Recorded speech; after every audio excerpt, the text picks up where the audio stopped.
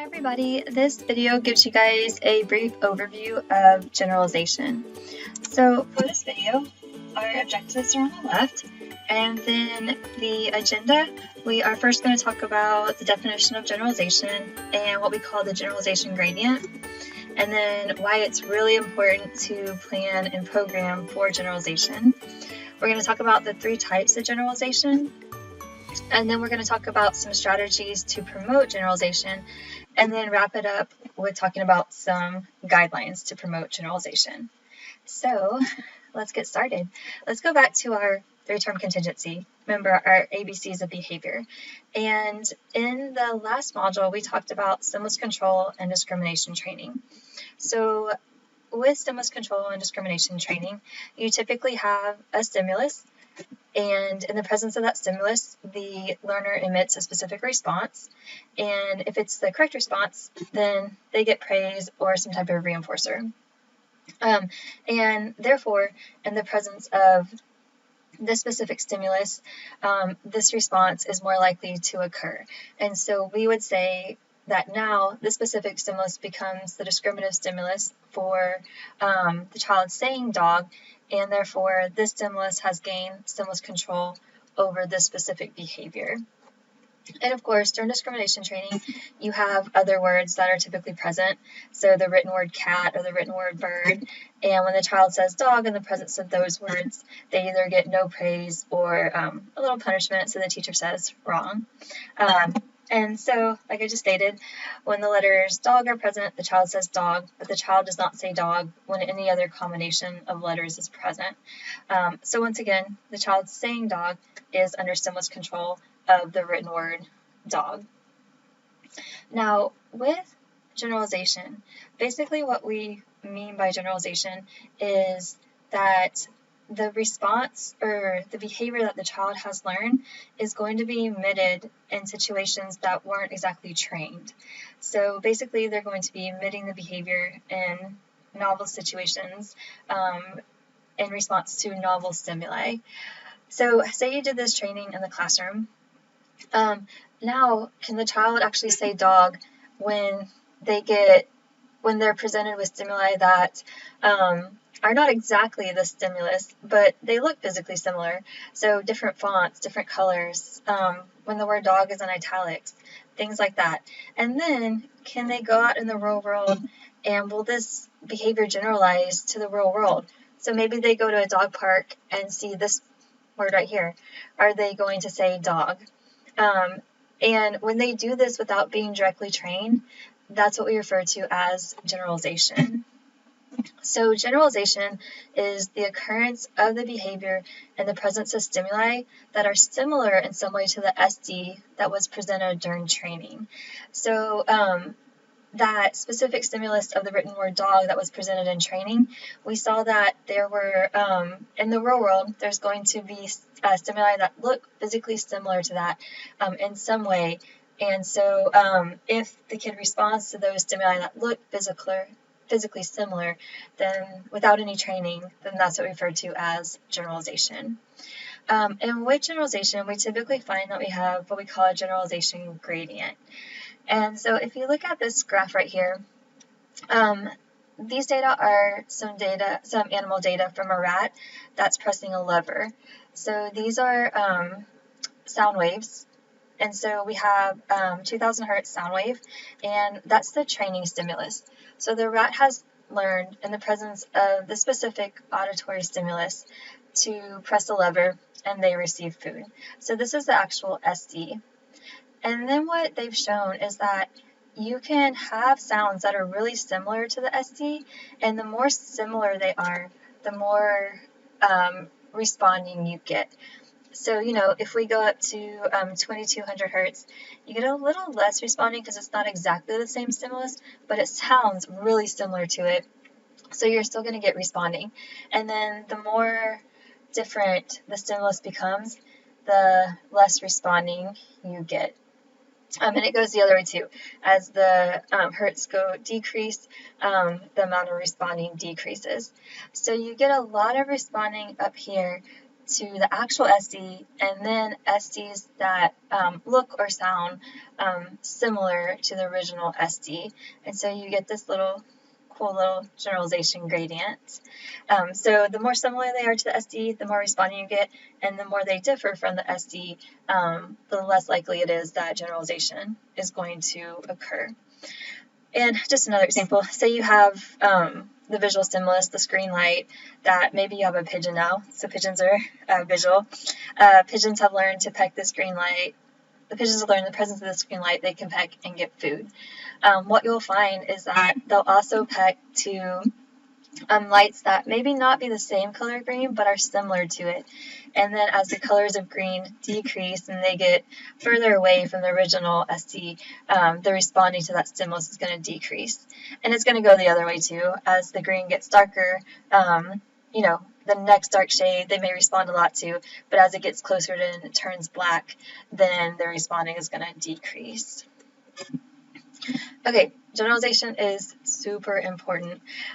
We want to make sure that you have the occurrence of behavior in the presence of all relevant stimuli outside the training situation. So as a behavior analyst, as just a teacher in general, you want generalization. That's the key to what you're doing. That's the key to you teaching skills. So you want whatever skills that the learner acquires in your classroom or in your clinical setting to generalize to the real world. If they can only use these skills or perform those skills in the classroom, then that doesn't do them any good. You want them to be able to utilize those skills in the natural environment, use those skills in their jobs, and functioning and having conversations with other individuals in the natural world. That's the reason why we teach skills. So, if you go back to baseball or have a baseball example. If you teach a kid to field a ball in practice, but he can't do it in a game, then it doesn't really do you any good. You need them to be able to perform during the game because that's when it counts. So similar to the skills that you guys are teaching as teachers, you need to always be thinking about generalization, and you need to program. You may have to program for generalization because the key to all of this, the key to teaching these kids these skills is for them to generalize in the natural world and for them to be able to use them in their actual environment. And this is important, especially, when you need to teach assertiveness skills to kids, when you're teaching social skills to a child with autism. If you do this in the classroom and it doesn't generalize out into the hallway and at home when they're playing with other kids from their neighborhood, then you really haven't done your job. So you need to make sure that these skills will generalize to the natural world so that they're functional for the kid and that they can use them. So generalization, hugely important. And if you guys think back to some of our previous modules, we've talked about the levels of learning. And so the first thing that you're going to do is you're going to acquire the skill, and then you want to work on, this was in, I think, Module 6 when we did our behavioral objectives. So first is acquisition, then you want to work on fluency, so making sure that they can engage in the skill very quickly and that they know it backward and forward. Then you want to work on maintenance, making sure that the skill maintains over time. And then you get into generalization, making sure that the skill can generalize to different environments. And although generalization is that last step, I want you guys to realize how important it is and realize that you might need to start programming for generalization in the acquisition phase. So don't just put it off in your mind thinking it's the last step. You'll get to it after the kid has learned the behavior and maintained the behavior, especially if you have kids with autism or developmental disabilities in your classroom. Generalization is something that you should always be thinking about. It's your main goal, and you might have to actually program it into the acquisition phase. And we will talk about that when we get to talking about the strategies of promoting generalization. Okay, so there are typically 3 different types of generalization. There's stimulus generalization, response generalization, and then maintenance. So let me give a brief overview of each of those. So stimulus generalization is when you identify something you are not specifically trained to identify. So for example, if you were taught that the specific stimulus was a teacup, and then you saw these stimuli and also called them teacups without any type of training, that's what we refer to with regards to stimulus generalization. So you're providing the same response, teacup, to items that you haven't been trained to do that with, and items that look physically similar to the original SD or to the original item that you were trained with. If you were taught in the presence of this specific stimulus to say apple, and then you went out in the world and you saw these stimuli and also said apples, these stimuli look physically similar to the stimulus, and that would be an example of stimulus generalization. In the presence of this stimulus, you're taught to say scissors, and then you see these stimuli in the world, and you also say scissors. So identifying something you are not specifically trained to identify, and typically those items in some way resemble the original descriptive stimulus. The second type of generalization is what we call response generalization. So this is doing something that you are not specifically trained to do. So, somebody comes up to you and says, hi, we can make several different responses to that greeting. We can say, hey, what's up? Yo, what's going on? And that would be an example of response generalization. Or say you teach a kid to make a house with these Legos, and then all of a sudden he has the same Legos, but he's making a dinosaur and a keyboard and a train. That would be an example of response generalization. And I like this one. I found this off the internet. But I don't know if you guys like wine or not. But, you might be taught to twist the top off a bottle of wine. And then you can emit all these different responses to open the wine. So you can hand it to somebody else. You can get a corkscrew. You can use a machete and things like that. So basically, you have the same stimulus, but you're emitting, and you have a response that you're taught, and then you start emitting responses to that stimulus that you are not specifically trained to do. So stimulus generalization, you have the same response to different stimuli that look similar, whereas response generalization, you typically have the same stimulus, but you can respond differently to that same stimulus. The third type of generalization is what we call maintenance. So this is the ability of the learner to demonstrate a skill in relevant situations after the intervention is no longer in effect or the intervention is partially removed. So this is the idea that, hey, we can keep, the learner is going to keep emitting the skill even when the intervention is not being implemented. And to establish maintenance, we need to go back to our reinforcement schedules. So if you guys remember when we talked about reinforcement schedules, when a learner is acquiring a skill, that learner needs to be put on continuous reinforcement schedule or an FR1. So every time the behavior occurs, you're going to reinforce that behavior. After the kid is reliably engaging in the behavior and has acquired the behavior, then you want to change to an intermittent reinforcement schedule, and you want to slowly thin the schedule out. So now you might get on an FR2. Once the behavior is maintained, you might want to fade it out to an FR4 and then an FR6.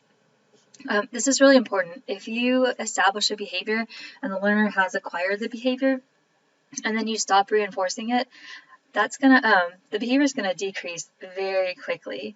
However, if you put it on an intermittent reinforcement schedule where you're reinforcing it every so often, then that behavior is gonna maintain, and it might decrease slowly over time, but it's going to be resistant to extinction, which is what we talked about when we talked about extinction.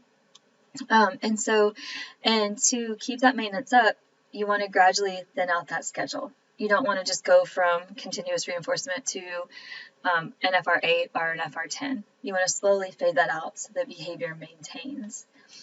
And then you want to make sure that you do maintenance checks. So, every so often you want to present the learner with those skills that you taught and make sure that they can respond appropriately.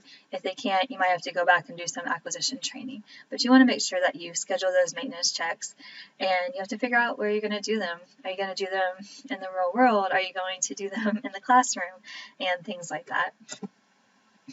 Okay, so some strategies to promote generalization. Alright guys, so the first strategy is to train and hope. So this is when you just teach the learner the skill and you hope that it generalizes to different settings, different teachers, different stimuli, and things like that. And if you have a typically developing kid, a lot of times behaviors that you teach will actually generalize. So if you teach a kid to read in the classroom, a lot of times it does generalize to the home environment. However, your kids with autism and kids with developmental disabilities, oftentimes behaviors do not generalize. So those are the kids that you really want to be aware of and want to really promote planning for generalization in the acquisition phase. You can sequentially modify. So basically this is whatever technique you use to teach the skill, you're going to probe for generalization. So see if the skill generalizes in a different environment. If it does, great. If it doesn't, you're going to use the same technique that you taught the skill for that stimulus in that environment. And then you'll go to a different environment, for example, see if the skill generalizes. If it doesn't, you're going to use the same procedures to teach that skill and things like that. Next is that you want to train skills that contact natural contingencies of reinforcement. So train skills that are functional for that learner. So that learner can use those skills in their natural environment and receive reinforcement. So these aren't skills that you just think are important. These are skills that are important to your learner and the environment that your learner comes from. So this might result in you figuring out, okay, what's the home life like of your learner? What's their culture? What skills are they going to be using in their environment that you can teach that can actually be really functional for them? The next thing you want to do is you want to train sufficient exemplars. So this goes to more of that stimulus generalization aspect. And we train, so in your teaching, for example, if you're teaching reading, when we talked about that sight word dog, you might want to have it in different fonts and with different colors and things like that. So train lots of different examples of the same stimulus. And we call this multiple exemplar training. And so here are examples. So here's the letter A. This is one example or one exemplar. And you might want to, when you're teaching a kid to recognize this as a capital A, you might want to put it, like I said, in different fonts, make it look different, so that way they get lots of different examples of the letter A. For example, here's different font styles that you can do with teaching reading. If you're teaching a kid to identify what a fish is, you want different examples of fish. They're all different colors, but you can see some common elements within each of these pictures. So why do we provide lots of different examples? This is something really important for you guys to do as teachers, but why do we do that? And so I want to go over one situation for you guys just to give an example of why we do this. So say, for example, you started a new job, and when you're getting trained, your trainer tells you, okay, when 2 o'clock hits, you're going to get this envelope, and in the envelope, there's going to be a FAFL. And this is a FAFL, so they give you this example. They say, right when you get this envelope at 2 o'clock, you're going to take that FAFL out, and the boss needs it ASAP. The boss needs it by 2:01. If the boss doesn't get it by 2:01, then you're fired. So you know, right when this envelope comes, you've got to take out the FAFL, and it goes straight to your boss. So you come in your first day, 2 p.m. comes, and you get your envelope, and these items are in the envelope. So you have to just figure out which one's the FAFL. And here's our example, the FAFL. So let's look at the characteristics. A FAFL is the shape of a triangle. It's red, and it has a black outline. So you notice these 3 characteristics. So you start going through each of the items in your envelope. Well, the first one is a triangle, but it's not red and it doesn't have a black outline. The second one's red, but it's not a triangle and it doesn't have the black outline. The third one, it's not a triangle, it's not red, but it does have the black outline. So basically, all 3 items have at least one characteristic of this example. And by the time you looked at all of these, it's past 2:01 and you're fired. So let's go back and look at, okay, what if you were given multiple examples or multiple exemplars of what a FAFL is? So what if you were giving these 4 examples? You could look at these 4 examples and say, okay, These are all different shapes. These are all different colors. The one common thing that they have, the one aspect they have in common is that they're all bolded. The outline is bolded. So now from these different examples, we have learned the important characteristics of what makes up a FAFL. So now when we get our 3 items, we can very clearly say, okay, we're looking for the one where the outline is bolded. And so our FAFL is going to be this one. We can get up to our boss at 201 and we're not fired. So that's really important because you want to give your learner a lot of different examples so that they understand what characteristics are relevant for that particular stimulus. When we looked at our A example, let's see if I can go back. No, I can't. With the different examples of an A, the student will learn, okay, anytime I have 2 lines that come together at the top like a pyramid and I have a line in the middle, that's an example of an A. It doesn't matter the color or the font, as long as it looks physically like that, that's an uppercase A. And so this is important because a lot of times our kids with autism or developmental disabilities will actually pick out irrelevant features. And those irrelevant features are going to be the ones that control the tact or to control the labeling or control the response. And so you want to provide lots of examples so that the actual relevant characteristics can control the response. So let me give you guys an example. One time we were teaching this kid with autism to label a house. So we had lots of different pictures of houses. And what we didn't realize was that all the houses had a yard. And so we were walking with the kid one day, and all of a sudden he points to the grass and he says, house. And so we knew in that instance, okay, we need to go back and look at our examples, and that we had taught him that he was actually focusing on the grass and not the relevant features of the house. So getting those examples that are relevant and having really good exemplars that can identify those relevant features are really what you're looking for when you're looking to train multiple examples or sufficient exemplars and you're doing multiple exemplar training. Okay, so the next thing that you can do is you can train loosely. So you don't necessarily have to train in this really contrived environment, highly controlled environment. You don't have to train one skill at a time. You can train more in the natural environment. We're really starting to go to this more in ABA. It's called naturalistic teaching. So you train in environments that are noisy and there's a lot of things going on and you don't just teach one skill at a time. You're working on lots of different skills. And so that helps with generalization. Next, you want to make sure that you incorporate common stimuli. So whatever stimuli that are in the natural environment, you want to incorporate those as much as possible into your training environment.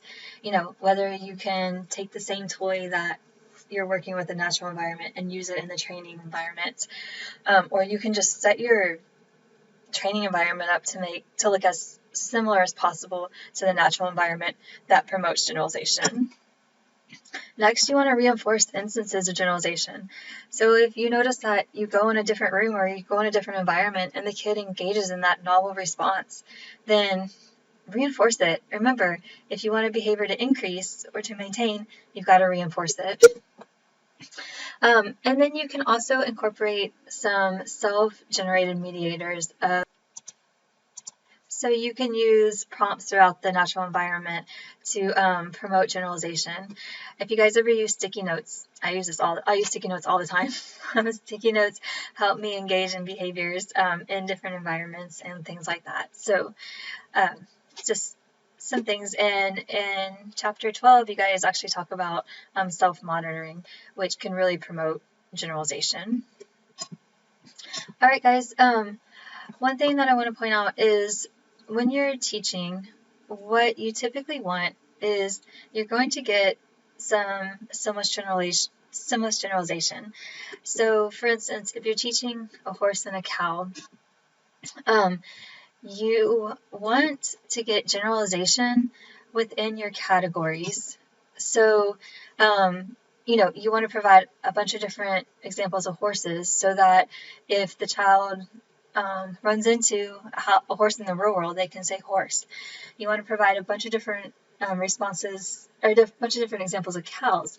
So they run into a cow in the real world, then they can emit the word cow. But you want discrimination between your categories. And so this is where the training comes in, because when a kid is first learning these, you're going to get some generalization within the category and across categories. Because if you look at these two animals, they both have 4 legs, they both have a tail, but there are some distinct differences. So at the beginning, you're probably going to get, if they're learning horse, they're going to probably call a cow horse. And that's when you get in there, and in that instance, the horse would be the S delta, the cow would be the horse would be the discriminant stimulus, the cow would be the S delta. And they're going to start to learn, okay, these are my relevant features of a horse, and these are my relevant features of a cow. And so we get that just through going through discrimination training and promoting multiple exemplars and things like that. Okay, wrap it up. Here's some guidelines for promoting generalization. First, identify what your target skills are. Second, figure out in what context do the skills need to occur. What are your naturally occurring SDs? What are the locations in which they need to occur? Is there a specific time? Things like that. How are you going to train these skills? So are you going to train them in a contrived environment? Are you going to train them in a naturalistic environment? How are you going to use prompting? Things like that. In what setting are you going to conduct them? That's when we're talking about the contrived or the naturalistic setting. And then what strategies are you going to use to incorporate, to promote generalization? Are you going to try to bring in common stimuli? Are you going to use multiple exemplar training? Are you going to do naturalistic teaching? So are you going to teach loosely? So basically, use those strategies and figure out the strategies that we talked about and figure out which ones you're going to incorporate to promote generalization. And then you want to figure out how you're going to assess generalization. You need to make sure that you take the kid into a different environment and see if they can emit the skill. Can you take them, if you teach it in a contrived setting, can you actually take them to the naturalistic environment and see if they emit the response? So things like that, you definitely want to assess it. You just got to figure out how you're actually going to adjust it. So today we talked about what generalization is. We talked about the generalization gradient. We talked about the 3 different types of generalization. You got stimulus generalization, response generalization, and maintenance. We talked about strategies to promote generalization, and then some guidelines for generalization as well. So, all right, that's it. Thank you guys so much for watching, and please let me know if you guys have any questions. All right, thanks, guys.